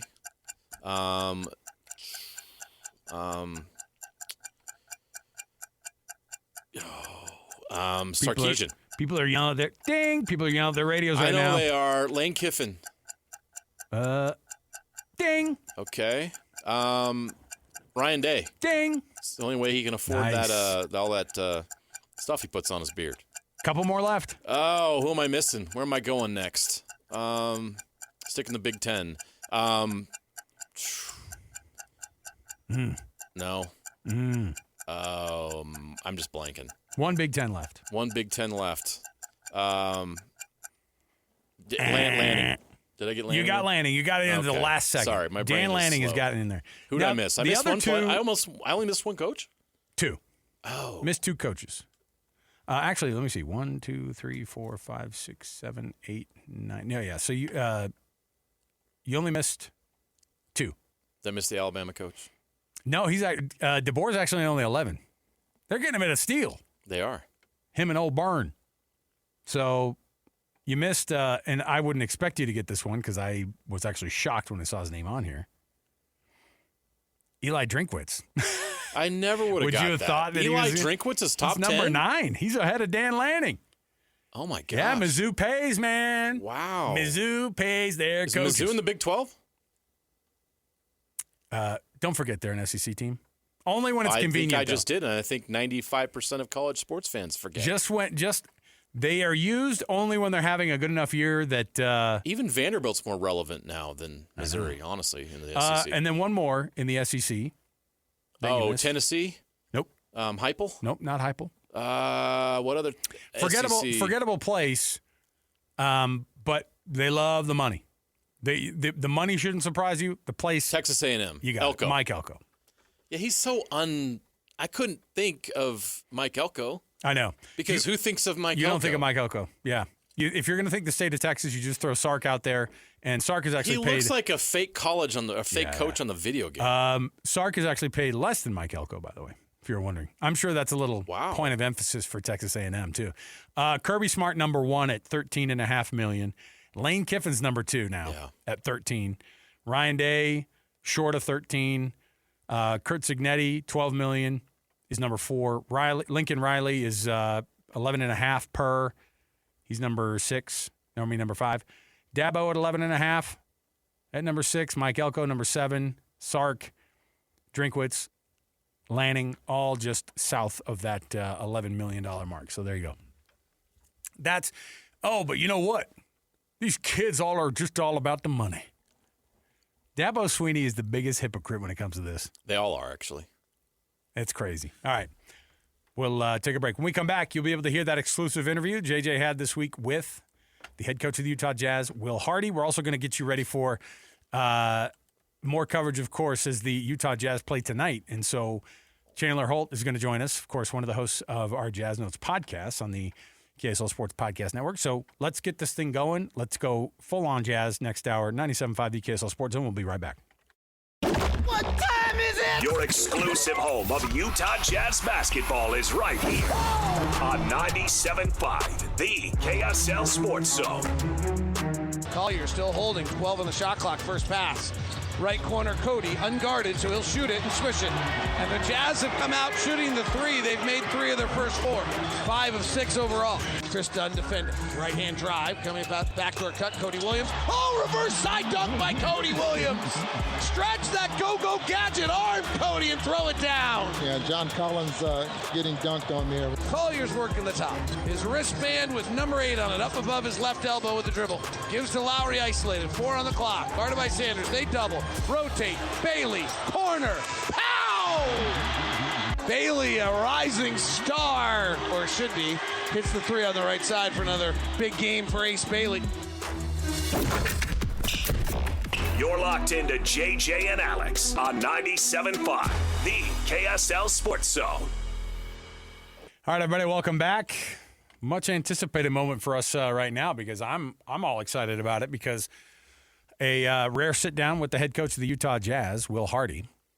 JJ did it this week, of course, in preparation for not just the NBA on NBC on Tuesday nights, which you get every Tuesday, but the Utah Jazz and their only appearance on the NBA on NBC this year. Last night facing off against the Clippers, and a sit down with Will Hardy. Before we get into it, it's an interesting thing here because this is a guy who's been in the market for, this is his third year, right? Yeah. And fourth year. Or fourth year, He's rather. in the middle of his fourth season. And what is he in his 40s now? Ugh. No, he's not. He's still not there? No, he's not. He's 38. He just turned 38. All right. So one of the youngest coaches, but also a guy who has a little bit of that old school vibe to it. Maybe it's because of the coaching tree he's part of. It's Coach Pop. You can see it in him. There's no doubt about it.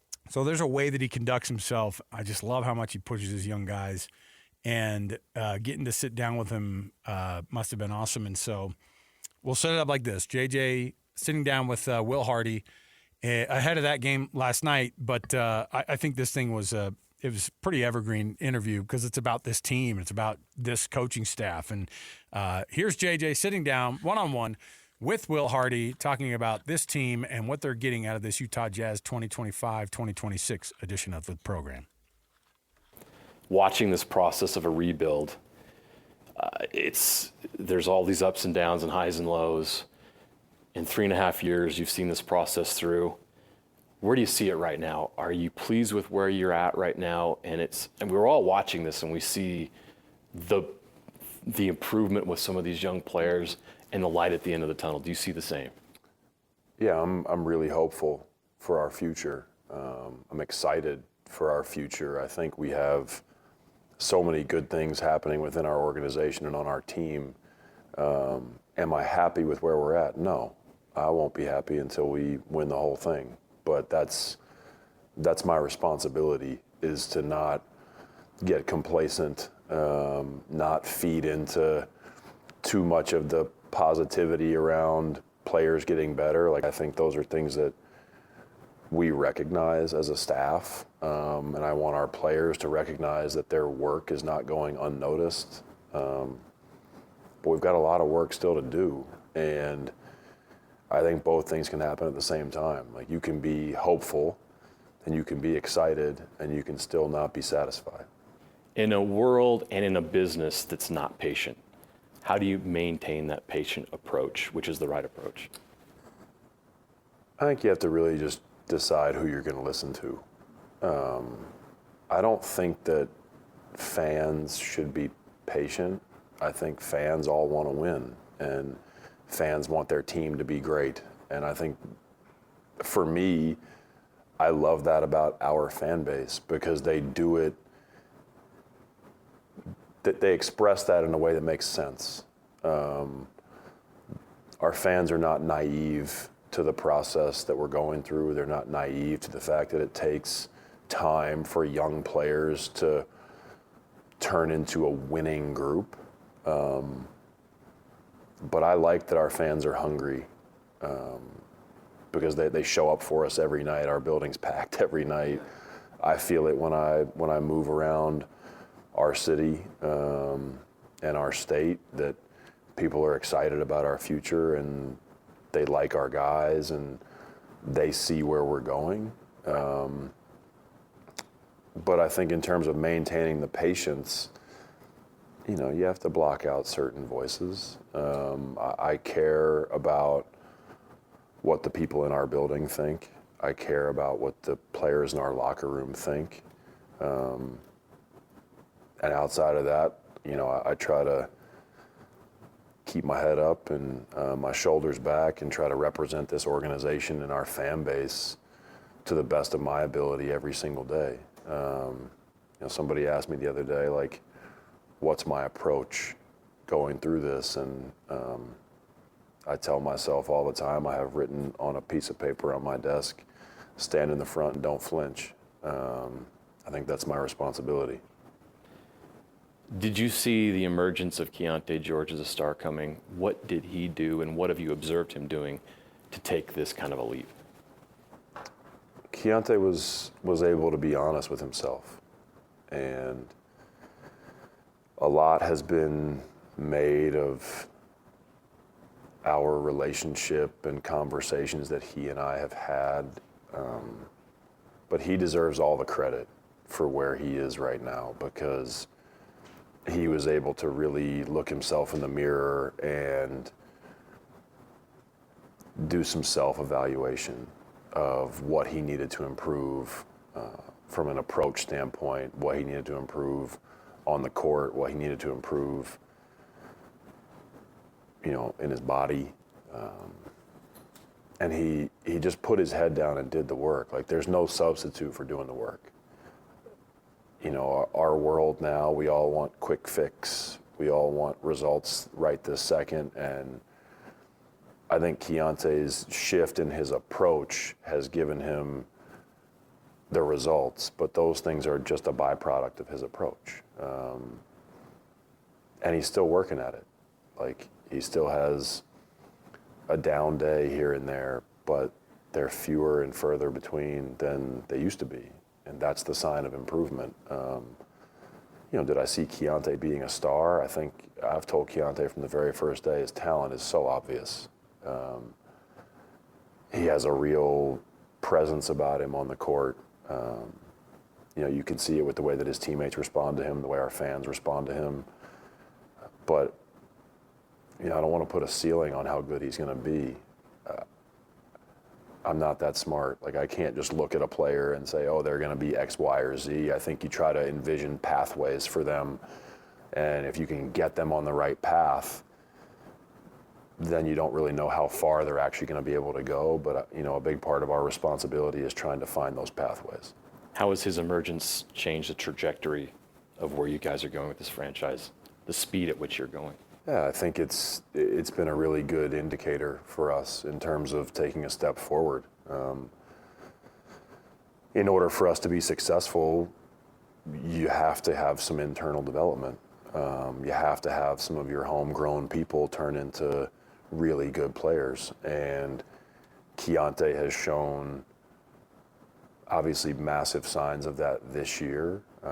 Some of his teammates, some of our other young players are showing a ton of growth too. And, to really win at the highest level, you've got to be 12 deep. And so you're not going to have 12 star players, but you have to have a bunch of people that can participate in winning and play in playoff games.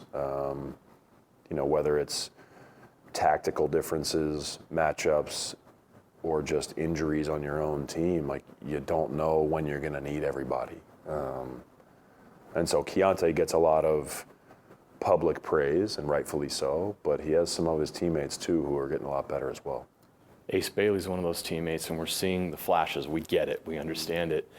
What have you learned about him in getting to know him, both on and off the court, that gives you belief and promise that he's going to reach his potential? Ace is a really fast learner. He wants to learn. He wants to be coached. He's honest almost to a fault. Like, he takes a lot of accountability when he's playing. Sometimes he's taking accountability for things that weren't his fault. But those are massive indicators for me of somebody who's going to be successful. He doesn't make excuses. He doesn't point fingers. There are certain circumstantial things, whether it could be in a game or over the course of 10 games, that aren't his fault, that have put him in some tough spots. And he never complains. I think on the court, the part I'm most excited about with Ace is that he's showing the ability to impact the game on both sides of the ball.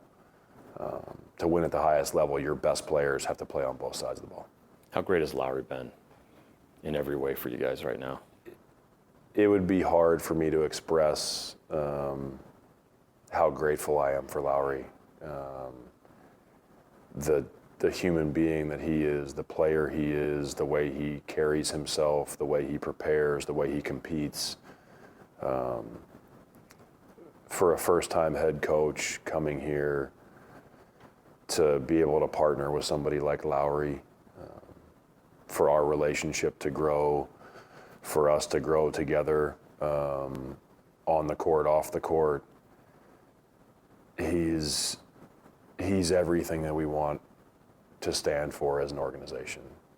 Like, he is what the Utah Jazz are about. He's a top-level human being. He's an amazing player. He carries himself with a ton of humility. He's a part of our community. It's hard to put into words how grateful I am and we are for Lowry. Bryce Sensabaugh went on a tear off the bench that the NBA's never seen. What did you learn about him with those performances and what he's been doing? Yeah, Bryce has an innate ability to score. I wish I could say that we were teaching him all those things. We've tried to help refine a few areas and a few different reads that he's making on the court, but Bryce can really get it going. And so I think we have to continue to recognize the moments when we need to just kind of let him go, while also managing the nights when we need to involve him, but within the construct of the team. You know, when somebody gets hot like Bryce did, there's this temptation to just double down. And the next game is like, oh, we're going to let it ride again. And I don't think that's productive. Like, each game is its own thing. And it's great that Bryce has been in a good rhythm, but every game needs to start with the approach of playing within the construct of the team. And then if you really get it going again, well, then we can sort of take the guardrails off and let you go. There's always been this belief that a rook or young players need a great vet to show them the ropes, but if you have a bad vet, it's not necessarily the case, right? But it looks like you found the right vets here. What is it about some of these older guys that are really having a positive impact on these younger players? I think the best thing that Kevin and Nurk and Kyle, George coming in, like those four in particular, you know, I'm taking Lowry out of that because Lowry's been here with these guys, but those four coming in, I just think they're able to provide so much perspective to our young players and about what it's like other places, about the opportunity that they have, about different things that they've experienced in the early parts of their career, things they are happy they did, things they regret doing.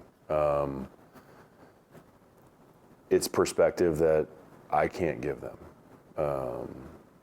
You need learning to come in a variety of ways, and I think that being an NBA player is really hard. And all four of those guys have what our young players want, which is longevity in the NBA. So I think those guys have provided a ton of perspective. I also think they've modeled a lot of really good behavior in terms of how they take care of themselves. You can see that. Cody Williams, it feels to me like he's in this tough spot because of who his brother's become and what he is and what the expectations were of a first-round pick. Everybody thinks he's going to be his brother or whatever those expectations are placed upon him. How have you been able to help him manage that so he takes that slow approach and doesn't get bogged down in what people think he should be instead of who he is? Yeah, I try not to talk about it with him. You know, his brother's a great player, and I respect him a lot, but I don't talk about him with Cody ever, because Cody is running his own race, and Cody's got a lot to offer, and he's a part of our group, and we respect his brother from afar, but Cody's ours, and Cody's who I care about.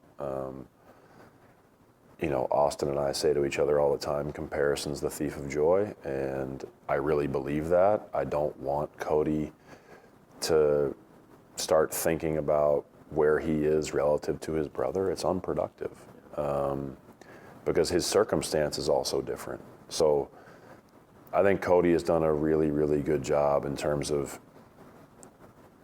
the way that he's competing with himself every day. I can't imagine, some of those pressures that just come with the fact that your brother's a really good player. I'm sure people on Twitter want to remind him of that, but to me, all those comparisons are unproductive because Cody still has an opportunity to have a great career ahead of him. Your veterans have been wise to let these young players know how good they have it here. And one of the great things they have here is patience. These guys have had time to develop. There's not this, there's pressure in other places, but not quite here. How connected are you with the front office in being able to manage that part of it? Everybody here understands that there's a long game here. How is that benefiting those younger players? Yeah. I'm really lucky to work with and for who I do. Pro sports in general, the NBA, it's a hard landscape. And perspective and having a group that's aligned is something that we all talk about, but you don't see it as much as you would think.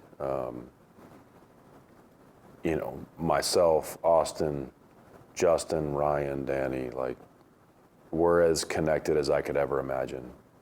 We don't really have to have a ton of scheduled meetings because we all talk all day, every day. It's this running conversation where nothing gets lost in translation. I think how present Ryan is with our organization every day allows there to not be things lost in translation or a lack of context. The relationships, the ability to communicate very openly and honestly between myself, Austin, Justin, Danny, it's what allows us to navigate hard moments. It's what allows us to really plan for the future. And I think it does benefit our young players because they don't feel like there's a divide in the organization.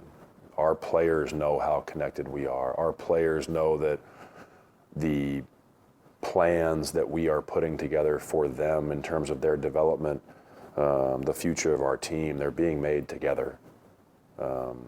With myself, Austin, Justin, Danny, it's not they're handling that part of the plan and I'm handling this part of the plan. It's not like that at all.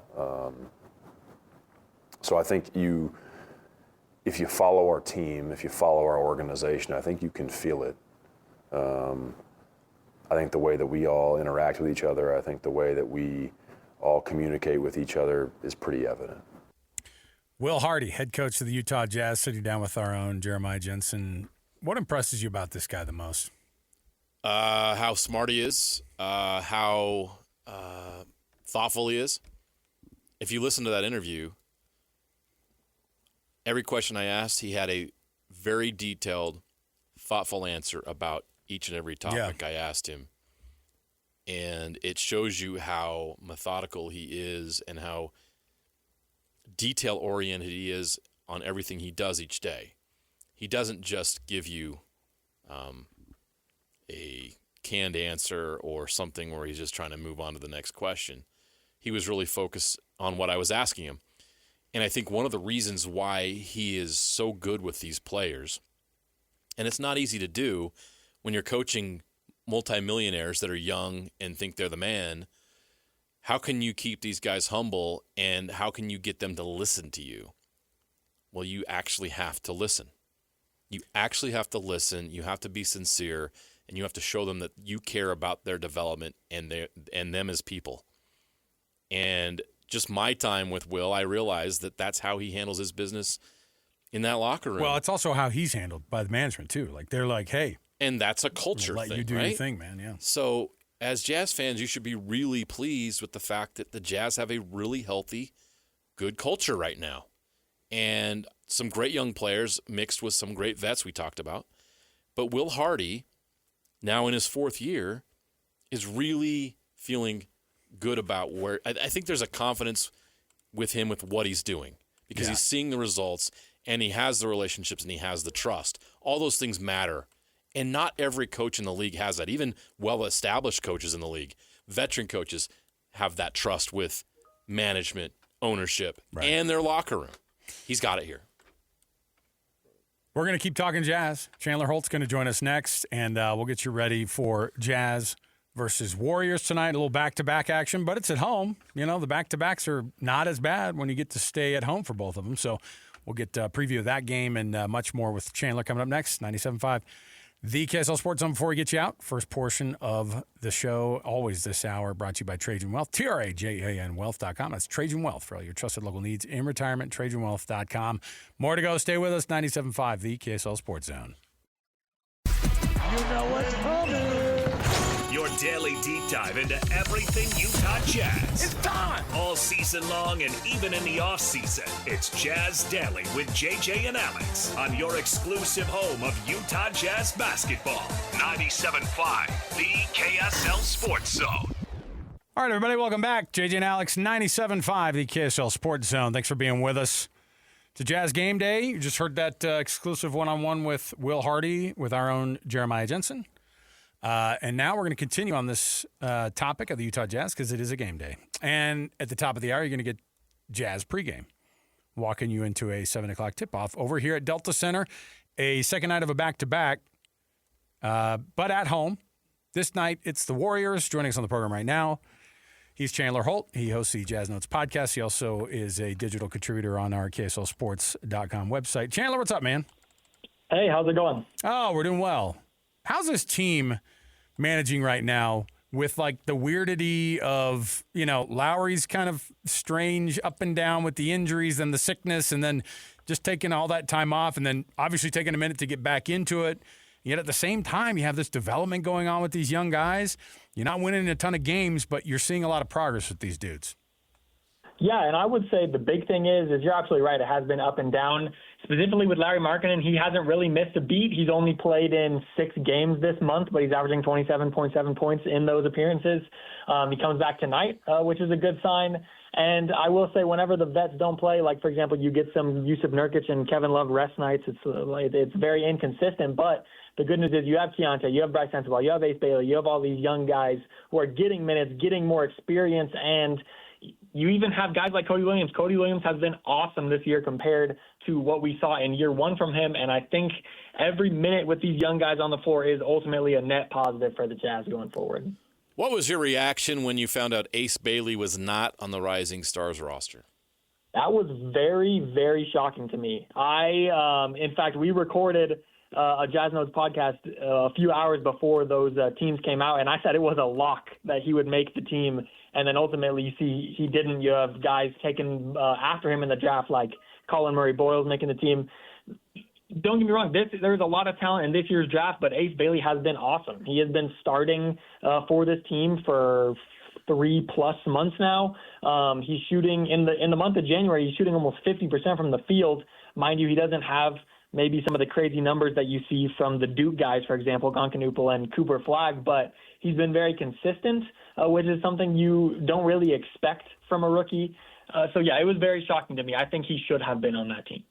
Last night we saw Keontae George, of course, sitting out that game. What's the status tonight? What's kind of an injury report update here as we're getting closer to the pregame, which means we probably have some updates here. Yeah, as I previously mentioned, Larry Markkinen will make his return, which is nice. Keontae George is also officially available. Jusuf Nurkic is questionable, so I think that'll be kind of a game-time decision as we wait for tip-off. And then Cody Williams, who I also previously said has been playing a lot better recently, he is out tonight. Yeah, that was an interesting thing because JJ brought it up with Will Hardy about Cody Williams, and that's something that everybody – I think people are – going harder at Cody Williams, like with an idea of whether or not he's going to be, an NBA guy, like his brother, all those things that come with it. But what has he gotten so much better at in this last little while? Obviously, it's nice to have like baseline dunks like he had last night to be able to catch attention. But what's getting better with his game? Yeah, so last year, especially with the Jazz being so bad, they had injuries every single night, especially later in the year. You saw injury reports with 8 or more guys on it. He was sort of just thrown into the fire. And, of course, that was felt more earlier in the season when he had more minutes and then later sort of started to dip down a bit. But this year, I think he's finally settling into a role. And a lot of times, like Walker Kessler is the perfect example. You have a great rookie season, then your second year it leaves a lot to be asked for, then you jump in the third. It's been on the steady incline for Cody Williams, which I think is awesome. I think he's shooting over 40% on corner threes this year.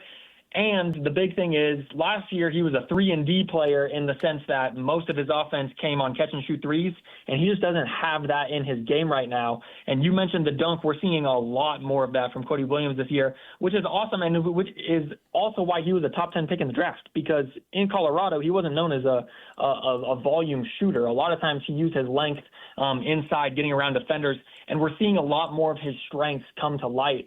And mind you, I never sold stock in Cody Williams, but I think his future in the NBA and with the Jazz is much more clear after this year. It's pretty quiet right now before the trade deadline, with the exception, of course, of the Giannis news, when obviously that could set off a chain reaction. But overall, it feels like it's kind of quiet around the league, around the deadline. Would you agree with that? And, would you agree with that? Yeah, I absolutely would agree. We had the Trae Young deal, which is kind of a nothing for both teams involved with that. I honestly don't even really see Giannis getting moved, especially with his contract and the level of player that he is. It's tough to make those kind of deals in the middle of the season. Mind you, that kind of happened with Luka, but I don't think anyone saw that coming. With that said, I don't expect it to be completely quiet. I imagine we're coming up fast on the trade deadline. There will be some movement. And also, I don't hear anything around the Jazz specifically, but also everyone knows the Ainge family isn't specifically quiet around the trade deadline. So even if it's just the Jazz are a third team in a deal doing some facilitating, I expect them to do something, but I also don't expect any major buying or selling moves. Let me ask you this. Should the Jazz do something at the trade deadline? I think it is all about opportunity. If something presents itself, again, to use this example, the Lakers probably weren't expecting to trade Anthony Davis, but when Luka Doncic comes to your doorstep, you pick up the phone.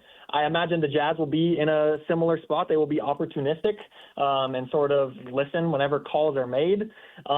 There was murmurs earlier in the season that the Jazz were actually answering and thinking about deals around Walker Kessler. Indiana was a team that was mentioned very specifically there, but I don't know. It's tough to say, and I think that the Jazz are very good about keeping their cards close to their chest, which they kind of did in the draft as well with Ace Bailey. So remains to be seen. Chandler Holt joining us here on the program as we get you ready for Jazz and Warriors tonight. What's this matchup look like? This is a Warriors team that's also had its weirdness this year with injuries and ups and downs and playing, and certainly it's not the old Warriors team we're used to. But what are you going to expect tonight with this Golden State team coming into town? Yeah, so third matchup between the Jazz and the Warriors this year. Warriors took both of the previous games by 17 and by 9, so not huge blowouts, closer games. Lowry and Keontae played in both of those games, and they're averaging over 50 points as a duo, and they're both back tonight, so I expect some fireworks from them. And also the Warriors are without Jimmy Butler, so that's another positive defender off the floor, so maybe Lowry can sort of have some fireworks in his first game back on the court, but also worth mentioning, Ace Bailey averages 21 points in only one game against the Warriors this year. But with more health, of course, I mentioned Nurk questionable and Cody Williams out. I would look at some of the top Jazz guys to maybe have a good game tonight. Chandler, we appreciate it, man. We're going to be watching closely this evening. And, of course, you and Ben do such a great job on the Jazz Notes podcast. We'll be listening to that as well. Thanks for hanging out with us today, man. Yeah, thank you, guys. There you go. Chandler Holt. Take a break here. We'll come back around the corner. We'll get you ready. We'll walk you right up to your Jazz pregame right here on the radio home of the Utah Jazz, 97.5 The KSL Sports Zone. Wrapping up the hour with our picks for the best and worst moments on today's show. As JJ and Alex want to hear your best and worst of the day.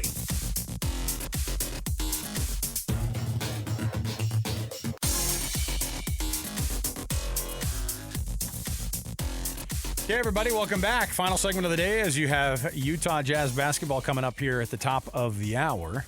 I want to remind you that this week, on Friday, and it's a big one, the last time for you to be able to dip in with Hans Olsen on the Hans and Scotty program from noon to 3.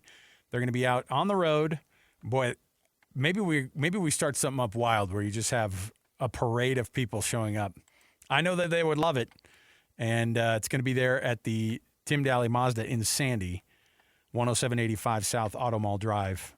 Join Hans and Scotty for that final show of Hans's radio career. No, he's not leaving the BYU broadcast. Don't worry about that. But still, we'll see how people parade over there. Hey, Jazz, Warriors, how's this one end tonight, JJ? Jazz without well, they're going to be all right as far as injuries go. I think they're going to be in pretty good shape. Kevin Love's out. I think they give the Warriors a game, but the Warriors find a way at the end. Okay. Key will be back fresh though, so that's kind of the wild card. Maybe they'd get a dub. They played pretty well at home on occasion. With Lowry and Key, you never know what you're going to get with those guys. Well, when actually, they have both together, you know what you're they're get. really, really good. You're going to get about 50 points. I think you just talked me into a Jazz win. You know what? Got the guys back together again. Get the gang back. Let's see if we can figure this one out. Yes, Giannis Antetokounmpo on the trading block. We'll see how that one goes. Steven Adams, last bit of news across the league. Bummer. Like this guy. He's one of those likable dudes. Season-ending injury for him. That's a bummer there. All right. We will take the long break here. We'll be back again tomorrow. We'll get you covered right here. Stay dialed in. Utah Jazz versus the Golden State Warriors next. 97.5, the KSL Sports Zone.